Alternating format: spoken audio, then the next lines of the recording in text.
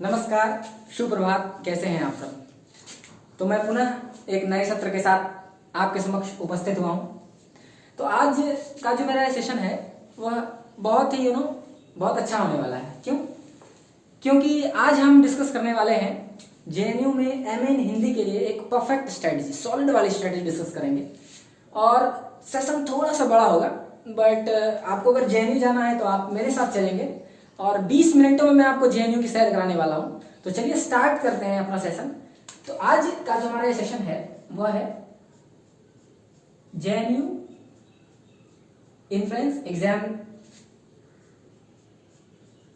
MA in Hindi. जी हाँ, अगर आप हिंदी विषय से हैं तो इससे बेहतर स्ट्रेटजी आपको बहुत ढूंढने पर मिलेगी।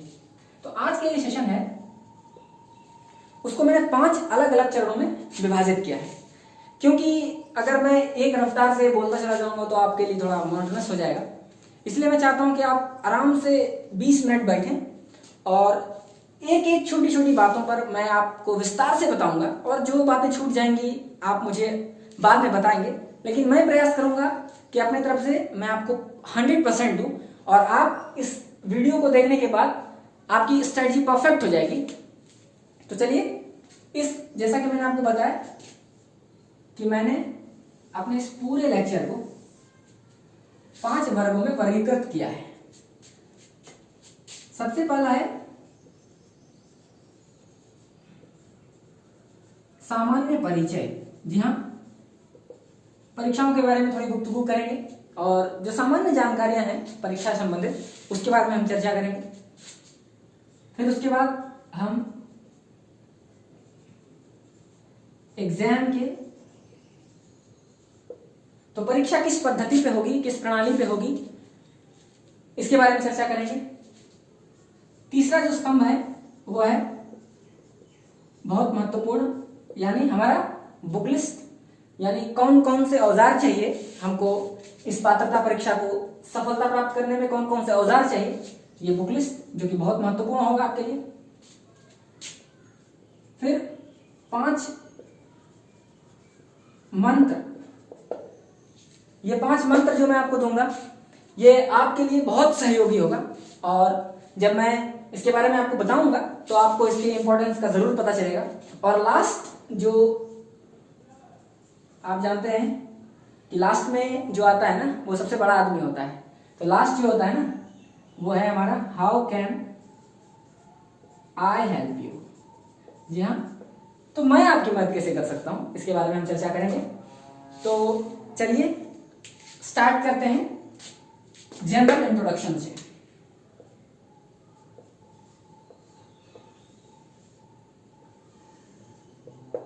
तो जनरल इंट्रोडक्शन में क्या है कि एग्जाम जो है आपका वो ऑनलाइन होगा। जी हाँ, 2019 में जवाहरलाल नेहरू विश्वविद्यालय ने यह तय किया कि हम परीक्षा को ऑनलाइन पद्धति पर ला रहे हैं, और 19 में ये परीक्षा ऑनलाइन हो गई, और ये दूसरी दफा है जब ये परीक्षा ऑनलाइन होगी। तो पहली दफा 2019 में हुई थी और ये 2020 में है।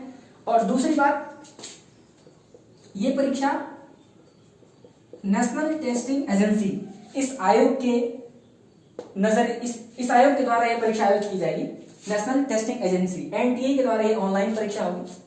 दूसरा जो महत्वपूर्ण बिंदु है वह है यह परीक्षा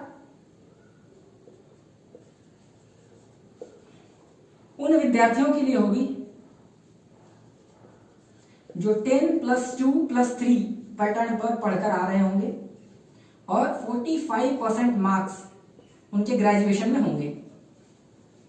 जी हाँ, 45% मार्क्स, मतलब कुल मिला के कहना है, सिंपली समझिए कि आपने अगर ग्रेजुएशन किया है और आपको 45 मार्क्स आया है, 45% आया है, तो आप आसानी से इस फॉर्म को भर सकते हैं। ठीक है, तो बहुत सामान्य एलिजिबिलिटी रखी गई है, और इसलिए क्योंकि आप किसी भी विषय से हैं, आपका बैकग्राउंड कुछ भी हो, अगर आप हिंदी साहित्य से एक विशेष शोध संस्थान में पढ़ना चाहते हैं, भारत की सर्वश्रेष्ठ विश्वविद्यालय जेएनयू में पढ़ना चाहते हैं, तो आप आइए, आपका स्वागत है। इसलिए आप किसी भी स्ट्रीम में आपने ग्रेजुएशन किया हो, लेकिन अगर आप एमए हिंदी चाहते हैं तो सिर्फ आप ग्रेजुएट हैं और आपके ग्रेजुएशन में जो भी विषय आपने चुनाव किया है उसमें आपके 45% अंक होने चाहिए, ये इसका आधार है। तो 2-3 बातें इससे संबंधित हो गई। ऑनलाइन पैटर्न हो गया, एलिजिबिलिटी होगी, और एक बात और वो है रजिस्ट्रेशन प्रोसेस। हालांकि मैं इस पर विशेष टिप्पणी नहीं करना चाहूंगा, क्योंकि रजिस्ट्रेशन प्रोसेस जो है, अगर आप किसी भी साइबर कैफे में जाएंगे ना, तो वो आपका रजिस्ट्रेशन कर देगा, ठीक है। तो इसके लिए आप मैं विशेष टिप्पणी नहीं करूंगा। तो मुझे जहां तक जानकारी है 530 रुपीज इसमें आपका ये फी है, और इसके बाद जो कैटेगरी वाइज है ना, उनका फी घटते चला जाता है, ठीक है। तो ये जनरल कैटेगरी के जो बच्चे हैं ना, जो हमारे मित्र जनरल कैटेगरी के हैं, उनके लिए 530 रुपीज ये रखा गया है। तो इस पर विशेष चर्चा नहीं करेंगे। तो आप समझ गए होंगे, परीक्षा ऑनलाइन होगी, कंप्यूटर आधारित होगी। फिर आप आते हैं, और एक जो छोटी सी बात जो मैं आपसे कहना चाहूंगा एग्जाम सेंटर के बारे में। जी हाँ, एग्जाम सेंटर जो है, क्योंकि जेएनयू जो है सेंट्रल यूनिवर्सिटी है, भारत की सर्वश्रेष्ठ यूनिवर्सिटी है, इसलिए एग्जाम सेंटर लगभग 125 प्लस सिटीज में रखी जाएगी। यानी आप जहां हैं वहां आसपास के सेंटर्स में आपको ये परीक्षा आपके पास, आप आसानी से वहां जाकर परीक्षा दे सकते हैं, ठीक है। तो जनरल इंट्रोडक्शन के बारे में मुझे लगता है कि ये पर्याप्त है। अब हम आगे बढ़ते हैं। अब हम बात करेंगे एग्जाम पैटर्न के बारे में। जी हाँ, जब से एग्जाम का पैटर्न बदला है तो बहुत बच्चे कंफ्यूजन है कि परीक्षाएं आत्मनिष्ठ होगी कि वस्तुनिष्ठ होगी, यानी ऑब्जेक्टिव होगी कि सब्जेक्टिव होगी, परीक्षा में हमारा अप्रोच क्या हो, माइनस मार्किंग होता है कि नहीं, कितने सवाल पूछे जाते हैं, किस किस खंड से पूछे जाते हैं। तो तमाम ऐसी जो आपकी आशंका है, उसमें मैं आपकी आशंकाओं को दूर कर देता हूं कि एग्जाम जो है आपका ऑब्जेक्टिव पैटर्न का होगा। जी हाँ, ऑब्जेक्टिव पैटर्न को होगा। मैं थोड़ा इंग्लिश लिख रहा हूं इसलिए क्योंकि आपको सहजता हो, ये स्ट्रेटेजी की वीडियो है। तो आप अगर जिस भाषा में मैं आपसे इसलिए संवाद कर रहा हूं क्योंकि हो सकता है कि कई ऐसे भी विद्यार्थी होंगे जिनका बैकग्राउंड, जिनकी पृष्ठभूमि हिंदी नहीं होगी, तो इसलिए मैं इन जनरल आपसे बात कर रहा हूं। तो एग्जाम जो है ऑब्जेक्टिव पैटर्न पे होगा। जी हाँ, एग्जाम में आपके 100 मार्क्स के क्वेश्चन पूछे जाएंगे और 1 मार्क्स ईच। जी हाँ, एक सही प्रश्न के बाद आपको एक उत्तर, आपको एक अंक मिलेंगे। तो 100 मार्क्स का ये आपका पूरा एग्जाम हो जाएगा। और सबसे इंपॉर्टेंट बात, नो नेगेटिव मार्किंग। जी हाँ, एनटीए ने फैसला किया है कि जेएनयू की इस परीक्षा में नेगेटिव मार्किंग नहीं होगा। तो आपके लिए खुशखबरी है कि आप सभी प्रश्नों का हल कर सकते हैं और आपको किसी भी प्रकार के गलत प्रश्न के लिए आपको दंड नहीं दिया जाएगा। तो आप सभी प्रश्नों का हल करें, आराम से करें, नेगेटिव मार्किंग बिल्कुल भी नहीं। अब जो और सबसे इंपॉर्टेंट चीज है जिस पर सभी बच्चे होते हैं, जानना चाहते हैं कि सीट्स कितनी हैं जेएनयू में। तो जेएनयू में एमए के लिए टोटल जो सीट्स है ना, वो टोटल सीट्स 39 ही है। जी हाँ, 39 सीटों पर आपका इस गलाकाट प्रतियोगिता में विभिन्न विश्वविद्यालय से पढ़े लिखे बच्चों पर ये प्रतियोगिता करना है आपको। और आप अंतिम 39 में जब आपका चयन होगा तब आपको इस विश्वविद्यालय में पढ़ने का मौका मिला। 39 सीटों का डिस्ट्रीब्यूशन इस प्रकार है कि 15 सीटें जनरल के लिए हैं और 15 सीटों के बाद जो कुछ सीटें हैं, जैसे कि मैंने अब कहीं पे लिखा है, यहाँ पे मैं आपको बता दूं कि 15 सीटें जनरल के लिए हैं और ये 6 सीटें एससी के लिए हैं, 3 सीट्स एसटी के लिए हैं, 2 सीट्स पीडब्ल्यूडी के अभ्यर्थियों के लिए है, ओबीसी के लिए 11 है और ईडब्ल्यूएस के लिए 4 सीट्स हैं। ठीक है, तो ये general, SC, ST, OBC, sorry EWS, OBC.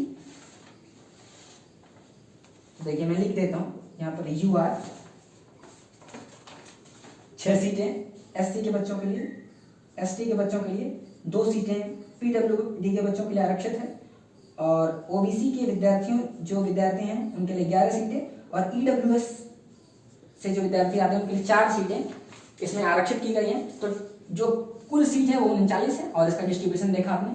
ठीक है, तो सीट डिस्ट्रीब्यूशन के बाद एक और महत्वपूर्ण बात जो आप जानना चाहेंगे कि कट ऑफ क्या होता है। भाई साहब, सबसे इंपॉर्टेंट चीज है ये कट ऑफ। तो मैं आपको बताऊं कि इसका जो कट ऑफ है ना, वो जनरल कैटेगरी का 94 आउट ऑफ 100 है। ओके, 94 आउट ऑफ 100 है। हालांकि आपको ये आपके परीक्षा में 94 मार्क्स नहीं लाने क्योंकि इसमें एक क्वार्टाइल सिस्टम होता है। क्वार्टाइल सिस्टम है, जेएनयू का ये अपना सिस्टम है। जो दूर दराज के क्षेत्रों से बच्चे आते हैं उनको ये 12 अतिरिक्त अंक देता है, ठीक है। तो इसकी चर्चा, विशेष चर्चा हम अलग से करेंगे। तो आप समझिए कि जनरल का जो कट ऑफ है ना ये 94 है और ईडब्ल्यूएस का कट ऑफ है 91, ओके। ईडब्ल्यूएस का कट ऑफ है 91, ओबीसी का कट ऑफ 90 के आसपास है, ओबीसी का कट ऑफ, ठीक है। ओबीसी का कट ऑफ 90 है। अगर हम एससी की बात करें तो 83, एसटी का जो कट ऑफ आ जाता है, एसटी का जो कट ऑफ है वो 83 है, एसटी का जो कट ऑफ है वो है, सॉरी, एससी का 81 है, एसटी का 83 है। ये सिर्फ डिजिट्स है, इस पर आपको ज्यादा ध्यान नहीं देना है। मैं इसलिए इसकी चर्चा कर रहा हूं क्योंकि कट ऑफ अगर आप 100 में से 94 अंक प्राप्त करेंगे, 90 अंक प्राप्त करेंगे, 91 करेंगे, तब आपको इसके अंदर जाने का मौका मिलेगा। यानी आप समझ लीजिए कि इतनी खतरनाक प्रतियोगिता है और मात्र 39 सीटों पर पूरे भारत के विभिन्न विश्वविद्यालय से आए हुए बच्चों के साथ आपकी ये प्रतियोगिता होने वाली है। तो आप कितने सीरियस हैं और अपने लक्ष्य को लेकर कितने ज्यादा उत्साहित हैं ये आप पर डिपेंड करता है, क्योंकि आपको इस अंतिम 39 पे जाना है, इसलिए मैं इस पर ज्यादा दबाव दे रहा हूं। तो कट ऑफ 94 जनरल का होगा और इससे कम ही ऑब्वियसली सबका होगा, पर आपका जो स्कोर है वो 90 प्लस लेकर ही चलेंगे आप। और इसकी आगे चर्चा मैं करूंगा कि आप 90 प्लस कैसे लाएंगे।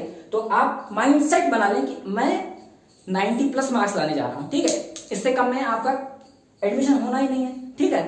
तो वो कहते हैं जान लगा दो या जाने दो, तो या तो आप जान लगा दीजिए या फिर तैयारी मत करिए। तो आप 90 प्लस मार्क्स के लिए तैयार रहे, नहीं तो इससे पहले आपका एडमिशन नहीं होगा, और यही सच्चाई है, ठीक है। तो अब हम बढ़ते हैं बुक लिस्ट की ओर। मुझे लगता है यहां तक आपको पूरी बात समझ में आ रही होगी। जो भी बात समझ में नहीं आ रही है उसको आप कमेंट बॉक्स में आसानी से लिख सकते हैं। अब हम बढ़ते हैं बुक लिस्ट की ओर।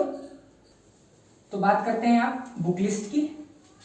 तो सबसे जनरल क्वेरीज जो आप सबों की होगी कि यार पढ़ें क्या, तो बुक लिस्ट की बात कर लेते हैं कि क्या पढ़ें। और सबसे महत्वपूर्ण, क्या ना पढ़ें।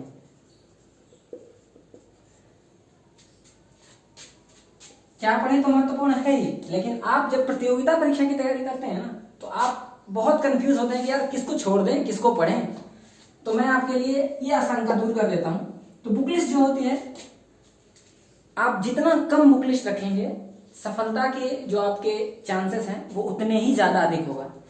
तो मेरे हिसाब से अगर आप मेरी बात माने तो बुक लिस्ट के लिए, क्योंकि ये वस्तुनिष्ठ परीक्षा है, तो एक तो आपको चाहिए थोड़ी सी हिंदी साहित्य की जानकारी। यानी आप हिंदी साहित्य के पूरे साहित्य का क्या माइंडसेट है, साहित्य कैसे पढ़ते हैं, या इसकी बेसिक फंक्शनली क्या है, उसके लिए आप एक पुस्तक जो है वो है विश्वनाथ त्रिपाठी।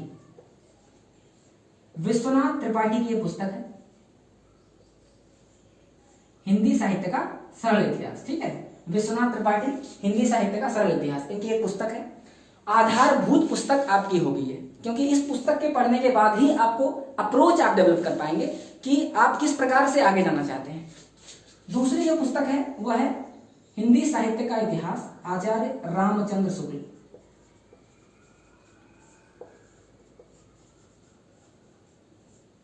ये पुस्तक आपको जानकर आश्चर्य होगा कि वो बच्चे भी पढ़ते हैं जो स्नातक में है, वो बच्चे भी पढ़ते हैं जो स्नातकोत्तर में है, वैसे बच्चे भी पढ़ते हैं जो शोध कर रहे हैं, और वो भी पढ़ते हैं जो शोध करने वाले परीक्षार्थियों को पढ़ा रहे हैं। तो आप समझ लीजिए इस पुस्तक की कितनी महत्ता है। तो आचार्य रामचंद्र शुक्ल जो विश्वनाथ त्रिपाठी की पुस्तक को जब आप पढ़ लेंगे तो आप साहित्य की संवेदनाओं को, साहित्य के अक्षरों से, साहित्य की जो बहुत सारे कीवर्ड्स होते हैं उससे आप रूबरू हो जाएंगे। इसके बाद आप जंप करके आप आ सकते हैं आचार्य रामचंद्र शुक्ल की पुस्तक का।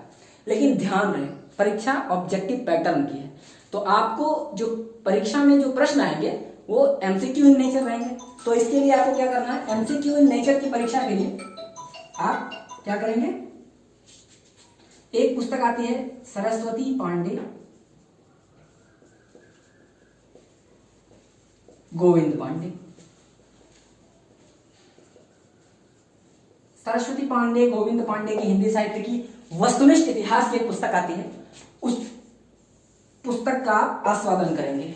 इस पुस्तक की महत्ता को समझिए कि इस पुस्तक में वन लाइनर सारे क्वेश्चंस दिए गए हैं, यानी आप जो वस्तुनिष्ठ परीक्षा की जो मांग है, परीक्षा की जो डिमांड है, उस डिमांड को यही पुस्तक आपका फुलफिल करेगा। ये दोनों जो पुस्तकें हैं ये आधारभूत पुस्तक हैं, यानी आप इससे अपना अप्रोच डेवलप कर सकते हैं। परंतु एग्जाम के लिए तो मुझे लगता है कि इन 3 पुस्तकों के अलावा आपको किसी भी प्रकार की कोई आधारभूत पुस्तक पढ़ने की आवश्यकता नहीं है। ये 3 पुस्तकें ही अपने आप में पर्याप्त है, पूर्ण है, और आपके सफलता की जिम्मेवारी ये तीनों पुस्तक लेंगी। ठीक है, तो आप किसी भी प्रकार की कोई पुस्तक नहीं पढ़ेंगे। ठीक है, आप मैंने लिखा है यहाँ पर क्या ना पढ़ें, तो इसका कारण क्या है क्या ना पढ़ें का? दरअसल मैं बताता हूँ कि बहुत सारे ऐसे अभ्यर्थी हैं और मैं बहुत सारे अभ्यर्थियों से मिला हूँ। कोई कहता है कि मैं डॉक्टर नगेंद्र की हिंदी साहित्य का इतिहास पढ़ लूँ क्या, कोई कह रहे हैं कि मैं इग्नू की नोट्स देख लूँ क्या, कोई कह रहे हैं कि मैं बच्चन सिंह का दूसरा इतिहास पढ़ लूँ क्या। अरे आपको प्रतियोगिता परीक्षा देना है, आपको रिसर्च नहीं करनी है, और आप जिस संस्थान में जा रहे हैं, जिस विश्वविद्यालय में जा रहे हैं ना, वो आपको सारी चीजें पढ़ाई जाएंगी, लेकिन आप ट्रैप में फंस जाओगे फिर। तो क्या ना पढ़े ना आपको डॉक्टर नगेंद्र बहुत ही नामी व्यक्ति हैं डॉक्टर नगेंद्र, परंतु इनकी पुस्तक अभी आपको नहीं पढ़नी है क्योंकि आपको परीक्षा पास करना है। मैं ये नहीं कह रहा हूं कि ये पुस्तकें अच्छी नहीं है, ये पुस्तक हिंदी साहित्य में उतना ही अच्छा स्थान रखती है जो आचार्य रामचंद्र शुक्ल की पुस्तक रखती है। आपको बच्चन सिंह नहीं पढ़ना है, आपको इग्नू के नोट्स नहीं देखने हैं, और मैं नहीं पर जोर दे रहा हूं इसीलिए क्योंकि आप ट्रैप में फंस जाओगे। 3 महीने बचे हैं और आप ट्रैप में फंस जाओगे। ठीक है, तो आपको इन 3 पुस्तकों को आधार बनाकर परीक्षा के लिए आगे बढ़ना है। और क्या ना पढ़ें, अब आपको क्लियर हो गया होगा, और इन 3 पुस्तकों से हम आगे बढ़ेंगे। आगे की चर्चा करते हैं 5 मंत्र, जो कि आपको बहुत बहुत बहुत पसंद आने वाला है।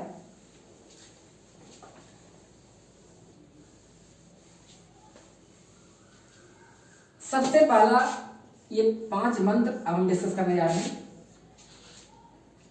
सबसे पहली बात, लेस इज मोर। ओके, कम पढ़ें, बार बार पढ़ें। लेस इज मोर, आप मटेरियल्स के पीछे मत भागिए, कम पढ़िए, उसकी पुनरावृत्ति करते रहिए। ठीक है, तो लेस इज मोर, इस बात का आप हमेशा ध्यान रखेंगे जब भी आप इस प्रतियोगिता परीक्षा की तैयारी करेंगे। दूसरी बिंदु है प्रीवियस ईयर क्वेश्चंस। आप कहेंगे कि प्रीवियस ईयर क्वेश्चंस कहां से लाऊंगा, तो यार मैं तो इसीलिए आपके पास खड़ा हूं कि मैं आपको सारी सुविधाएं उपलब्ध कराऊं। तो प्रीवियस ईयर, हालांकि जेएनयू में पहली बार 2019 में वस्तुनिष्ठ परीक्षाएं हुई थी, परंतु अगर आप प्रीवियस पेपर में और भी अच्छा देखना चाहते हैं तो आप बीएचयू के, जामिया के, डीयू के, बहुत सारे ऐसे विश्वविद्यालय हैं जिसका इलाहाबाद यूनिवर्सिटी का, तो बहुत सारा आप प्रीवियस ईयर पेपर देख सकते हैं। परंतु ध्यान रहे, आप वहां पर भी भटक सकते हैं। क्यों? क्योंकि जब पहली बार परीक्षा हो रही थी ना, तो बहुत सारे ऐसे विद्यार्थी थे जिन्होंने हिंदी का व्याकरण भी पढ़ लिया था। तो मैं आपको बता दूं, हिंदी व्याकरण जेएनयू की परीक्षा के लिए नहीं पढ़नी है। ठीक है, तो अगर आप बीएचयू के एमए के एंट्रेंस के बारे में देखेंगे ना, तो वहां पर क्या है, व्याकरण भी पूछा जाता है।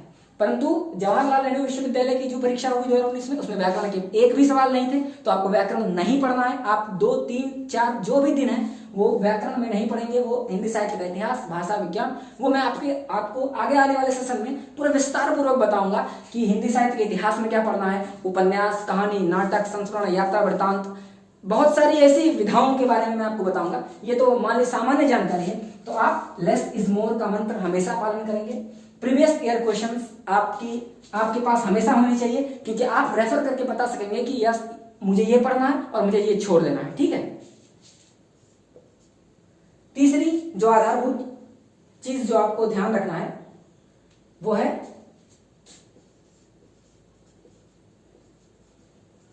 रिवीजन।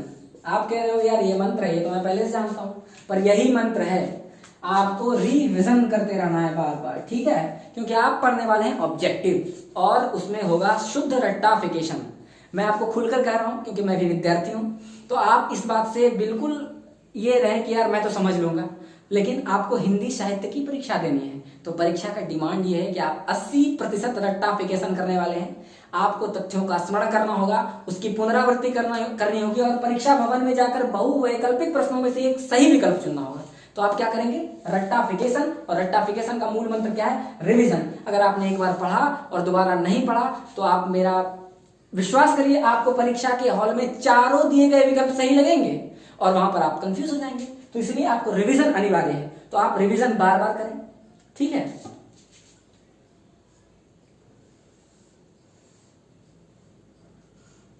ठीक है, तो रिवीजन के बाद जो लास्ट का वो है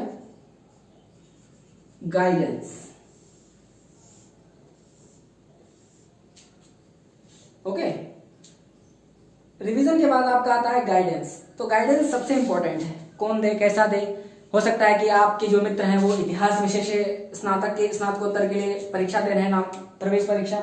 हो सकता है कि आप वो संस्कृत विषय के हैं आपके मित्र, हो सकता है कि आपके मित्र अन्य ऐसे सब्जेक्ट्स हैं जो आपको वहां पर गाइडेंस उपलब्ध नहीं हो पा रहा है, तो आप गाइडेंस के लिए मेरी सहायता ले सकते हैं, क्योंकि मैं आपको इस पूरी जर्नी में गाइड करने वाला हूं और मैं आपको 90 डेज मैं आपके साथ रहूंगा। प्रत्येक दिन आपको क्या क्या सूचनाएं, जो आधारभूत पुस्तकों की जो सूची दी है मैंने, उन सबों के बारे में मैं आपको इस गाइडेंस में विस्तार पूर्वक मैं बताने वाला हूं। तो मार्गदर्शन बहुत आवश्यक है, क्योंकि आपने बीए में पढ़ा है हिंदी साहित्य, परंतु बहुत सारे ऐसे विद्यार्थी हैं जिन्होंने बीए में बिल्कुल भी हिंदी साहित्य नहीं पढ़ा है, उनके लिए हिंदी साहित्य बिल्कुल नया है और उनको पता नहीं चल रहा है कि क्या महत्वपूर्ण है, क्या पढ़ें क्या छोड़ें। तो इसके लिए आपको मार्गदर्शन की आवश्यकता है। और सबसे लास्ट बट नॉट लीस्ट मैंने कहा था आपको time management. Time management is the key. Okay, आपको समय सबसे महत्वपूर्ण समय है। आपको एक निश्चित समय का चुनाव करना होगा कि इस लक्ष्य की पूर्ति के लिए मैं कितने बजे से कितने बजे तक दैनिक रूप से पढ़ूंगा। क्योंकि अगर आप एक दिन पढ़ लेते हैं और प्रत्येक दिन नहीं पढ़ते हैं तो आपके जो कंपटीटर आप बैठेंगे, मैंने आपको पहले बताया कि मात्र 39 सीटें हैं और जनरल की मात्र 15 सीटें हैं, तो और उसमें भी अंक कितने लाने हैं, 94 अंक लाने हैं आपको। तो आप समझ सकते हैं 94 मार्क्स लाना है। तो टाइम मैनेजमेंट बहुत क्रूशियल होने वाला है आपके लिए। और मात्र 90 दिन बचे हैं, इन 90 दिनों में आप एक पूरा टाइम बनाइए अपने लिए। मेरे हिसाब से अगर आप मेरी माने तो आप 8 घंटे की डेली रूटीन बनाइए, 6 घंटे आप अपना सेल्फ स्टडी करिए और 2 घंटे आप मेरे साथ रहिए, क्योंकि मैं आपको आने वाली वीडियोस में आपके 2 घंटे का पूरा सदुपयोग कैसे करें मैं आपको बताऊंगा। तो 6 घंटे आप स्टडी करें और 2 घंटे आप खेलते हुए आप कहीं भी रहें, घूमते रहें, तो मेरे वीडियोस को देखें। अगर आप नहीं भी देखेंगे परंतु सेल्फ स्टडी 6 घंटे आपको बहुत जरूरी है, ठीक है। तो आपको टाइम मैनेजमेंट करना है। ये 5 मूल मंत्र हैं जो आपको जवाहरलाल नेहरू विश्वविद्यालय की गाड़ी की ओर ले जाने वाली है। तो चलिए, अब सबसे इंपॉर्टेंट जो है, how can I help you, मैं आपकी मदद कैसे कर सकता हूं। तो चलिए बढ़ते हैं।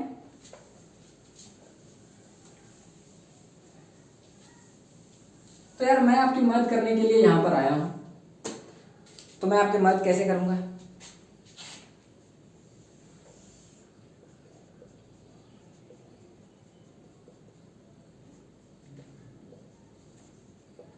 तो भाई साहब मैं आपको मदद करूंगा पूरे एक चक्रव्यूह रचना से। ओके, मैंने आपके मदद के लिए एक व्यूह रचना, एक पूरा षड्यंत्र गढ़ा है, और वो षड्यंत्र का उद्देश्य क्या है कि आप सफल हो और पात्रता परीक्षा में आपके अच्छे अंक आए। तो मैंने ये जो जवाहरलाल नेहरू विश्वविद्यालय में जो पात्रता परीक्षा होगी उसके लिए पूरा षड्यंत्र गढ़ा है, और वह मैं स्वयं ड्राइवर रहूंगा और आप मेरे सीट पर बैठेंगे, पीछे सीट पर बैठे और आप देखिए, आनंद लीजिए जर्नी का। तो सबसे पहली चीज जो आपको मेरे द्वारा उपलब्ध कराई जाएगी वह है 1000 अति महत्वपूर्ण प्रश्न। जी हाँ, 1000 अति महत्वपूर्ण प्रश्न मैं आपको उपलब्ध कराऊंगा, और इन 1000 अति महत्वपूर्ण प्रश्नों का व्याख्यान जब मैं करता हूं ना तो ये 5000 प्रश्न मिल जाते हैं, ठीक है। तो आप एक क्वेश्चन पढ़ेंगे और आपका 10 क्वेश्चन का रिवीजन हो जाएगा। तो ये 1000 अति महत्वपूर्ण प्रश्न का सिलसिला है। दूसरी जो है वह है तालिका की तालीम। देखिए फ्रेंड्स, तालिका की तालीम का जो उद्देश्य मेरा है कि बहुत सारे ऐसे टेबल्स दिए हुए हैं, बहुत सारे ऐसे ग्राफ्स दिए हुए हैं जिसमें ढेरों सूचनाएं दी गई, तथ्यों का समावेश किया गया है, परंतु जो नए विद्यार्थी हैं उनको इतना विरोधाभास होता है कि वो किन फैक्ट्स को पढ़ें, किन फैक्ट्स को छोड़ दें। महत्वपूर्ण कुछ ही बिंदु होते हैं प्रत्येक टेबल में, ठीक है। तो इसीलिए मैंने एक तालिका की पूरी 50+ तालिकाओं की एक सूची बनाई है, और आप प्रत्येक तालिका से एक क्वेश्चन तो आप अवश्य ले जाएंगे, ठीक है। तो 50+ तालिकाओं की सूची जब आप देखेंगे तो आप उसमें महत्वपूर्ण प्रश्न भी रहेंगे और उन तालिकाओं का अभ्यास करने से, बार बार अभ्यास करने से आपका समय भी बचेगा और आप निश्चित तौर पर परीक्षा में उसका परिणाम आप देखेंगे कि बिल्कुल सकारात्मक परिणाम है। तीसरी चीज जो मैंने आपको बताई थी आधारभूत पुस्तकों की सूची, उसमें आपको याद होगा कि मैंने कहा था विश्वनाथ त्रिपाठी की एक पुस्तक है हिंदी साहित्य का सरल इतिहास। तो इस मंच से खुशखबरी यह है कि मैं आपको विश्वनाथ त्रिपाठी की किताब को भी पढ़ाने वाला हूं, ठीक है। तो विश्वनाथ त्रिपाठी की किताब का पूरा संक्षेपण मैं आपके समक्ष रखूंगा। उस किताब में क्या महत्वपूर्ण है, कौन कौन सी सूचनाएं परीक्षा के दृष्टिकोण से है, हमारे पात्र प्रवेश परीक्षा के लिए कौन सी सूचनाएं महत्वपूर्ण है, उन सब का व्याख्यान आपको इस सीरीज में होगा।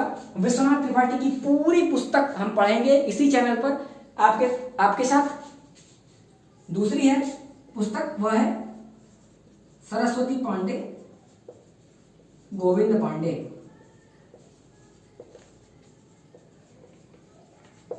एक बात का ख्याल है कि सरस्वती पांडे और गोविंद पांडे जो पुस्तक है ना, वो स्नातक के बच्चे भी पढ़ते हैं, स्नातकोत्तर के बच्चे भी पढ़ते हैं, और जिनको नेट जेआरएफ करना है यानी एमए के बाद जिनको नेट जेआरएफ की परीक्षा देनी होती है, उनको भी यह पुस्तक पढ़नी पड़ती है और इस पुस्तक के बिना वो इस परीक्षा में सफल नहीं हो पाएंगे। तो ये जो पुस्तक है इसमें सूचनाओं का अंबार है। तो आप जब इस पुस्तक को पढ़ेंगे ना, तो पहले ही पृष्ठ में आपको इतने सारे कंफ्यूजन दिखेंगे क्योंकि फैक्ट से भरा हुआ है।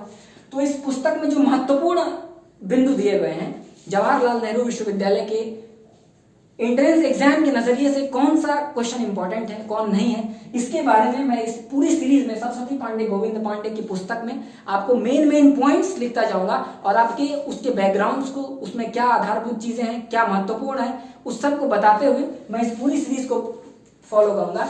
और लास्ट बट नॉट लीस्ट मैंने जो लिखा था वो है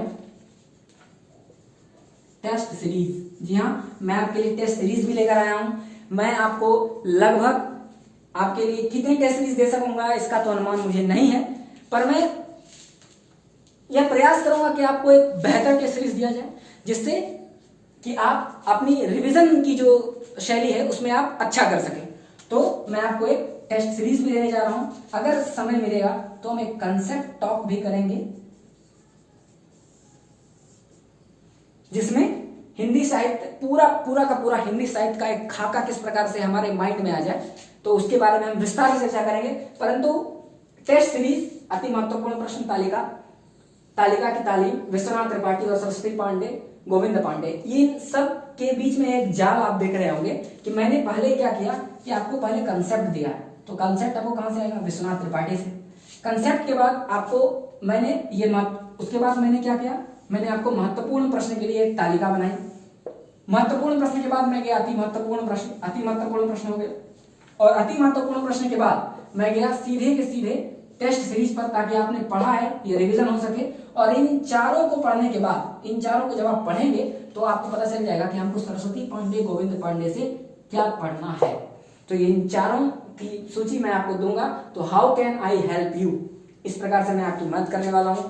90 दिन की पूरी श्रृंखला आपके लिए है। अभी लॉकडाउन चल रहा है, मेरे पास समय भी है, तो मैं आपके लिए पूरी प्रतिबद्धता से कार्य करूंगा।